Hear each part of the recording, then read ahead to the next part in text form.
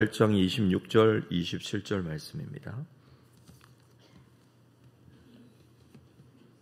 로마서 8장 26절, 27절 말씀 한 절씩 교독하겠습니다. 이와 같이 성령도 우리 연약함을 도우시나니 우리는 마땅히 기도할 바를 알지 못하나 오직 성령이 말할 수 없는 탄식으로 우리를 위하여 친히 간구하시느니라. 마음을 살피시는 이가 성령의 생각을 아시나니 이는 성령이 하나님의 뜻대로 성도를 위하여 간구하심이니라. 아멘. 할렐루야. 우리 앞뒤좌우로 한번 인사할까요? 하나님 앞에 나오셔서 감사합니다. 이렇게 한번 인사하겠습니다. 네. 우리가 하나님 앞에 기도한다는 것은 얼마나 큰 은혜인지 모릅니다. 그 이유는 하나님께서 우리와 함께 하시기 때문이죠.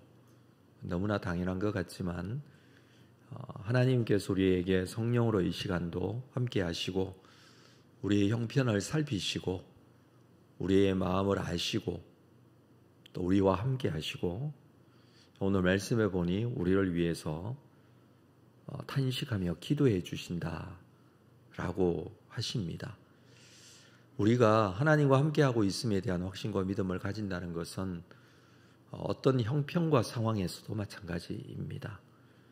편안할 때, 또 내 믿음이 좋을 때, 내가 기쁠 때에 그때만 함께 하시는 것이 아니라 우리의 형편과 상황이 좋지 않을 때도 마찬가지이죠. 그럴 때는 더욱더 하나님께서 우리와 함께 하신다는 확신과 믿음 위에 서 있는 것이 필요합니다. 힘들고 어려울수록 더욱더 그렇다는 것이죠. 주님 앞에 나와 기도하는 시간이 힘들고 어려울 때에도 마찬가지입니다. 하나님의 함께 하심에 대한 확신과 믿음으로 주님 앞에 나아갈 수 있음이 우리에게 큰 은혜가 되고 감사가 됩니다. 로마서 8장에는 3대 탄식이 기록이 되어 있습니다. 우리가 지금 살펴보고 있는 내용들인데요. 첫 번째 탄식이 피조물의 탄식이죠. 22절에 보면 피조물이 다 이제까지 함께 탄식하며 함께 고통을 겪고 있다고 그랬습니다. 하나님의 아들들이 나타나기를 고대하며 썩어짐의 종노릇에서 힘들게 탄식하는 것입니다. 기다리고 있는 것이죠. 인간의 타락으로 인해서 피조물도 고통 중에 있습니다. 그러나 하나님께서 회복하실 것인데 그때를 기다리고 있다라고 했습니다. 두 번째 탄식은 성도의 탄식이죠. 23절에 그뿐 아니라 또한 우리 곧 성령의 처음 익은 열매를 받은 우리까지도 속으로 탄식하며 양자 될 것 곧 우리 몸의 속량을 기다린다라고 했습니다. 성도의 몸의 속량을 기다리고 있습니다. 우리의 육신, 우리가 살고 있는 현실적인 삶, 이것은 이 죄의 결과로 인해서 힘들고 어렵지만 그러나 완성하시고 완전하게 하실 하나님 나라에 대한 소망, 하나님께서 말씀으로 우리에게 주셨습니다. 그래서 성도는 이 속량을 고대하며 탄식합니다. 힘들고 어려운 삶의 자리에서 탄식하고 있지만 기다리는 탄식입니다. 포기가 다 된 탄식이 아니라 기다리는 탄식. 현실이 힘들고 어려워서 탄식하기는 하지만 그러나 고대하고 속량을 기다리고 있습니다. 오늘 본문의 세 번째 탄식이 성령의 탄식입니다. 자, 26절 같이 읽을까요? 26절 말씀 시작. 이와 같이 성령도 우리의 연약함을 도우시나니 우리는 마땅히 기도할 바를 알지 못하나 오직 성령이 말할 수 없는 탄식으로 우리를 위하여 친히 간구하시느니라. 기도의 시간에 성령께서 말할 수 없는 탄식으로 우리를 위해 간구하신다. 그것은 성령께서 우리의 연약함을 도우시는 것입니다. 여러분, 성령께서 우리의 연약함을 알고 계시기 때문에 그렇습니다. 때로는 우리도 우리의 연약함을 모를 때가 있습니다. 잘된 줄 알고 잘하는 줄 아는데 그렇지 못할 때가 많습니다. 참 그게 인간의 어리석음이죠. 예수를 믿을 때 우리에게 오신 성령께서 우리의 연약함을 알고 계십니다. 특별히 이 말씀에서는 어떤 연약함을 말합니까? 마땅히 기도할 바를 알지 못하는 연약함. 이게 현실적인 우리의 모습이라 할 수 있습니다. 기도할 바를 알지 못하는, 마땅히 기도할 것인데 그것도 기도하지 못하는 연약함을 가지고 있습니다. 하나님 앞에 기도하고 엎드리면 될 것인데, 될 것으로 아는데 그것도 잘 모르는 경우가 있습니다. 고민하고 있을 뿐일 때도 있습니다. 안다고는 하지만 하지 못할 때도 많습니다. 그래서 우리가 기도할 바도 알지 못하는 그런 연약함이 전제되어 있다라는 것을 볼 수 있고요. 27절에서 마음을 살피시는 이가 성령의 생각을 아시나니 이는 성령이 하나님의 뜻대로 성도를 위해서 간구하신다. 하나님의 뜻대로 성도를 위해서 간구하신다. 성도의 연약함은요, 하나님의 뜻대로 잘 기도하지도 못하는 게 또 연약함이에요. 우리는 이렇게 연약한 존재예요. 하나님 앞에 기도하기는 하는데 또 그 기도가 본인 스스로 잘 기도하고 있다고 생각도 하는데 사실은 하나님의 뜻대로 기도하지 못하는 존재. 이것이 우리의 연약함입니다. 우리가 너무 간절한 마음으로 기도하지 않습니까? 간절한 기도의 제목이 있기 때문에 정말 하나님 앞에 기도로 시작을 했습니다. 또 기도하고자 이 특세 기간에 작정하기도 했습니다. 그런데 우리가 정말 간절한 기도의 제목을 가지고 하나님 앞에 나아가는데 그 기도의 제목이 잘못된 기도의 제목인지 하나님께서 원하시는 기도의 제목인지 잘 모를 때가 있다는 것입니다. 그러나 성령께서 하나님의 뜻대로 성도를 위해서 간구하십니다. 그것도 말할 수 없는 탄식으로 우리를 위해서 친히 간구해 주십니다. 마음을 살피시는 이가 성령의 생각을 아신다라는 표현이 있습니다. 이 마음을 살피시는 이가 하나님이시죠. 그런데 하나님께서 성령의 생각을 아시고, 그렇다고 해서 하나님이 두 분은 아니죠. 하나님이신데 성령님이시잖아요. 이렇게 표현된 것은 마음의 이 모든 생각을 살피시고 알고 계시는 분, 우리가 어떤 마음을 작정하고 기도하는지도 아시는 분, 그 기도의 시작점에도 그 마음을 알고 계시는 분. 그래서 마음을 살피신다는 이 표현 자체가 하나님을 의미합니다.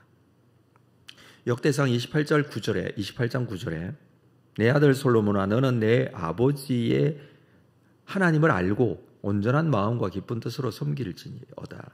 여호와께서 모든 마음을 감찰하사 모든 의도를 아신다 그랬습니다. 하나님께서는 모든 마음을 감찰하시고 모든 의도를 아십니다. 예레미야 17장 10절에서는 나 여호와는 심장을 살피십니다. 하나님께서는 우리의 심장도 살피시는 분이십니다. 알고 계시죠? 데살로니가전서 2장 4절 오직 하나님께 옳게 여기심을 입어 복음의 위탁을 받았으니 우리가 이와 같이 말하면 여호와를 사람을 기쁘게 하려 함이 아니라 오직 우리 마음을 감찰하시는 하나님을 기쁘시게 하려 한다 라고 했습니다. 우리의 마음을 살피시는 하나님, 우리의 마음을 감찰하시는 하나님, 그 하나님이 성령님이십니다. 그래서 성령이 우리의 생각과 마음을 아신다라고 합니다. 너무나 잘 알고 계시는 성령, 우리의 마음을 알고 계시는 성령, 우리의 기도의 제목도 알고 계시는 성령, 우리가 기도할 때에 무엇을 기도하는지도 듣고 계신 하나님, 이 성령께서 하나님의 뜻대로 성도를 위해서 간구하십니다. 우리는 하나님의 뜻을 온전히 헤아리지 못하지만, 그래서 우리는 여전히 육신의 연약함을 가지고 있지만 앞에서 우리가 우리의 연약함을 인정하자 그랬잖아요. 우리가 이렇게 죄의 결과로 인해서 고난을 당할 수밖에 없는 존재라는 사실을 인정하자 그랬어. 그런 존재이죠. 분명히 그렇습니다. 그래서 기도할 때 정말 하나님의 뜻대로 잘 기도하지 못하고 온전하게 잘 기도하지 못하는 것도 사실입니다. 그런데 성령께서 우리의 기도에 함께 하신다라고 합니다. 그리고 우리가 하나님의 뜻에 맞게 기도하게 하십니다. 이것은 무엇을 전제로 합니까? 성령께서 우리 마음에 계실 때 가능한 것이죠. 기도하러 왔는데, 우리가 하나님 앞에 기도하는데 성령이 전혀 나와 상관없는 이 기도의 시간에 나는 성령과 전혀 별개로 기도하고 있다면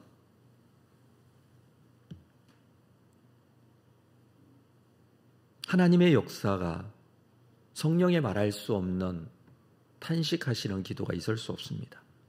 성령께서 예수를 영접하고 믿는 자에게 함께 하시겠다고 하셨어요. 그래서 우리가 예수를 구주로 영접하면 우리 속에 성령님이 내주하고 계십니다. 그러니까 우리는 성령이 함께 하시는 사람이에요. 예수 그리스도를 믿기 때문이죠. 그래서 우리는 우리 속에 역사하시는, 내 속에 분명히 계시는, 나와 분명히 함께하고 계시는 성령의 음성에 귀를 기울여야 합니다. 성령께서 주시는 마음에 순종할 수 있어야 합니다. 이 마음으로 기도하면 성령께서 말할 수 없는 탄식으로 우리의 기도를 이끌어 가십니다. 바울에게도 개인적인 간절한 기도의 제목이 있었습니다. 고린도후서 12장 7절에 보면 여러 계시를 받은 것이 지극히 크므로 너무 자만하지 않게 하시려고 내 육체의 가시 곧 사탄의 사자를 주셨으니, 그에게는 이 육체의 가시 그리고 사탄의 사자라고 표현할 정도로 힘들고 어려운 일이 있었어. 그것 때문에 바울은 선교도 제대로 감당하지 못할 정도였어. 여러 추측들이 있습니다. 정확하게 무엇인지는 알 수 없습니다만 여러 추측들이 있지만 다 의미는 있지만 확실하지는 않기 때문에 알 수는 없습니다. 어쨌든 육체의 가시였어요. 하나님 앞에 이걸 위해서 너무나 간절히 기도했습니다. 8절에 보면 이것이 내게서 떠나가게 하기 위하여 내가 3번 주께 간구했다. 3번 주께 간구했다는 것은 매일매일 간구했다는 그런 뜻이에요. 얼마나 간절히 간구했는지 모릅니다. 하나님께서 응답하셨어요. 9절에 나에게 이르시기를 내 은혜가 내게 족하도다. 이는 내 능력이 약한 데서 온전하여 짐이라. 그러므로 도리어 크게 기뻐함으로 나의 여러 약한 것들에 대하여 자랑하리니 이는 그리스도의 능력이 내게 머물게 하려 함이라. 내 은혜가 족하다 그랬습니다. 육체의 이 가시를 고쳐 주시거나 없애 주시는 것이 아니라 이것을 통해 깊은 깨달음을 가지게 된 것입니다. 그래서 도리어 크게 기뻐한다. 육체의 가시가 없어진 것보다 더 크게 기뻐할 수 있다라는 게 기도의 응답이었어요. 오히려 여러 약한 것, 이 육체의 가시뿐만 아니라 다른 약한 것들도 이해가 되어지고 그것들로 인해서 오히려 내가 더 자랑할 수 있게 되었다. 그것이 그리스도의 능력이 나타나는 것이 되었다. 자기의 능력이 아니라 자기의 잘남이나 좋은 점을 나타내 보이는 것이 아니라 그리스도의 능력이 나타나는 계기가 되었다라고 합니다. 그동안에 그리스도와 상관없이 육체의 가시를 고쳐달라고 사탄의 사자를 없애달라고 기도했었는데 나에게 그리스도의 능력이 나타나게 되는 놀라운 은혜가 경험되어지고 그것으로 인하여서 그는 오히려 더 기뻐한다라고 했습니다. 우리가 하나님의 뜻을 알지 못해 올바른 기도 드리지 못하더라도 하나님의 뜻을 아는 성령이 우리를 위해서 기도하시기 때문에 중요한 것은 내가 하나님 앞에 기도하는 것입니다. 기도할 때, 간절한 기도를 드릴 때, 이 바울도 그렇게 기도했듯이 기도할 때 성령께서 그 기도에 역사하십니다. 그 기도를 올바르게 이끌어 주신다라는 거예요. 이게 하나님의 뜻인지 아닌지 불안해하기보다 먼저 하나님께 기도하는 것이 필요하다는 거예요. 이유는 그것을 통해서 하나님께 나아가게 된다는 것입니다. 여러분, 바울은 육체의 가시 때문에 기도했는데 기도했기 때문에 하나님의 뜻을 알게 되었고 하나님의 응답하심을 받았지만 더 큰 은혜가 있어요. 하나님께서 무엇을 원하시는지를 깨닫게 되었어요. 그리고 그 기도의 시간으로 하나님과의 관계가 더 깊어졌어요. 더 하나님께 가까이 나아갈 수 있었던 것이죠. 여러분, 우리에게도 마찬가지예요. 하나님께서 원하시는 것이 무엇입니까? 하나님께서 기뻐하시는 것이 무엇입니까? 단순하게 네가 힘들고 어려우니까 내가 그 기도에 응답해 줄게. 그래서 응답해 주는 것으로 끝내시는 하나님이실까요? 하나님께서 진정으로 원하시는 것, 우리의 기도의 제목 관심 가지십니다. 그리고 그것에 고치시고 회복하시고 온전케 하실 것입니다. 저는 그 확신을 가지고 있습니다.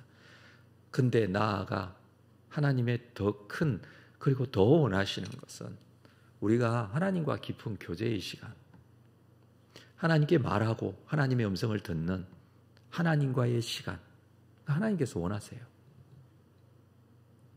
기도의 시간을 원하신다는 거예요. 그래서 기도했던 바울도 하나님께서 기뻐하시는 뜻대로 그 기도의 시간을 통해서 바울과 함께 하시는 하나님이셨던 것입니다. 한 가지 더 이야기를 하면 아들이 없어서 고통받고 힘들어했던 한나의 이야기를 아시죠? 사무엘상 1장에 나오는. 그는 분인나로 인해서 엄청 스트레스를 받았습니다. 남편 엘가나가 자기에게 잘해주어도 이 남편의 다른 부인인 이 분인나가 주는 스트레스 감당하기 힘든 것이었습니다. 얼마나 지극히 개인적이고 자기의 기도의 제목입니까? 개인적인. 그런데 이 문제로 인해서 하나님께 기도했습니다. 나에게도 아들을 주세요. 이 기도였겠죠. 저 분인나 나에게 저렇게 대하는데 내가 감당할 수 없습니다. 나도 아들 주셔서 떳떳하고 당당하게 그렇게 좀 살게 해주세요. 이 기도였을 거예요. 그런데 그 기도가 그냥 기도가 아니고 간절한 기도였습니다. 그 기도의 시간이 얼마인지 알지 못할 정도로 하나님께 매달렸고 기도하고 가까이 나갔습니다. 술 취한 사람처럼 기도했다고 그랬어요. 사무엘상 1장 14절에 보면 엘리가 그에게 이르되 내가 언제까지 취하여 있겠느냐 포도주를 끊으라 라고 했습니다. 한나가 이렇게 말합니다. 한나가 대답하여 이르되 내 주여 그렇지 아니하니이다. 나는 마음이 슬픈 여자라 포도주나 독주를 마신 것이 아니요 여호와 앞에 내 심정을 통한 것뿐이. 하나님 앞에 심정을 통했어요. 마음이 하나님과 통했다라는 거예요. 심정이 통한 것, 마음이 하나님께 통한 게 무엇입니까? 성령께서 말할 수 없는 탄식으로 한나를 위해서 기도하는 것을 한나가 알게 된 거예요. 그것이 마음이 성령과 마음이 하나로 통한 것입니다. 정말 고통과 슬픔 가운데 간절함으로 하나님 앞에 기도하고 나아갔는데 그 마음이 하나님께 붙들린 거예요. 하나님의 기도의 시간에 깊이 들어가면요, 성령께서 역사하십니다. 그 기도가 성령께서 기도하시는 기도가 돼요. 분명히 내가 간절한 기도의 제목으로 기도하고 하나님께 나아갔는데 내 기도가 아니라 성령의 기도가 되는 거예요. 성령께서 나를 붙들고 성령께서 기도를 이끌고 가십니다. 분명히 이 기도의 제목으로 기도했는데 성령께서 이끄시는 기도의 제목으로 바뀌는 경우도 있어요. 오늘 한 기도의 간절한 간구로 하나님께 나아간 시작점의 기도의 제목과 마지막 점의 기도의 제목이 달라질 수도 있어요. 어떻게 해요? 성령께서 말할 수 없는 탄식으로 우리의 연약함을 돕고 계십니다. 하나님의 뜻대로 기도할 줄 모르는 우리의 기도를 하나님께서 성령의 역사로 이끌어 가시고 고치시고 수정하십니다. 자, 여기까지 필요한 것이 있어요. 기도의 시간이 필요해요. 기도의 자리가 필요해요. 우리를 성령께서 기도하게 하셔서 이 자리에 나왔습니다. 분명히 그렇습니다. 성령께서 탄식하시면서까지 하나님의 뜻대로 우리가 기도할 수 있도록 인도하시기 위하여 여기까지 이끌으셨어요. 그리고 우리의 기도의 시간에 함께 하십니다. 그래서 기도가 성령께 내어드리는 기도가 되어질 수 있을 때 나의 기도를 통해서 하나님께서 영광 받으십니다. 그리고 하나님의 뜻을 분명히 알게 되고 순종할 수 있는 힘과 능력도 생깁니다. 얼마나 친절하게 우리에게 역사하시는 하나님이십니까? 성령의 이 탄식하는 기도가 우리와 함께하는 기도의 시간이 될 수 있기를 주님의 이름으로 축복합니다. 성령께서 오늘도 나를 통하여 역사하시고 우리의 기도를 이끌어 가십니다. 내어드리십시오. 기도의 자리에서 역사하시는 하나님의 놀라운 음성을 들으십시오. 그리고 그 기도의 제목으로 주님 앞에 기도하십시오. 주께서 오늘 하루의 삶의 일상생활을 통해서 어떻게 역사하실지 하나님의 음성을 들으십시오. 그리고 그 뜻대로 순종하시며 주의 놀라우신 은혜가 충만한 삶이 될 수 있기를 주의 이름으로 축복합니다. 기도하겠습니다. 하나님, 주님 앞에 나와 엎드립니다. 주께서 역사하시고 인도해 주실 줄로 믿습니다. 주의 사랑과 능력으로 주장하실 줄로 믿습니다. 성령의 말할 수 없는 탄식이 우리가 연약하여 하나님의 뜻대로 간구하지도 못하는 부족한 것을 가지고 있지만 성령께서 오늘도 우리의 기도를 채가시고 우리의 기도를 사용하시고 이끌어 가실 것입니다. 믿음으로 성령의 음성을 듣고 주의 뜻대로 간구하는 귀한 시간이 될 수 있도록 인도하여 주옵소서. 예수님의 이름으로 기도합니다. 아멘. 하늘에 계신 우리 아버지여, 이름이 그렇게 여김을 받으시오며 나라가 임하시오며 뜻이 하늘에서 이루어진 것 같이 땅에서도 이루어지이다. 오늘 우리에게 일용할 양식을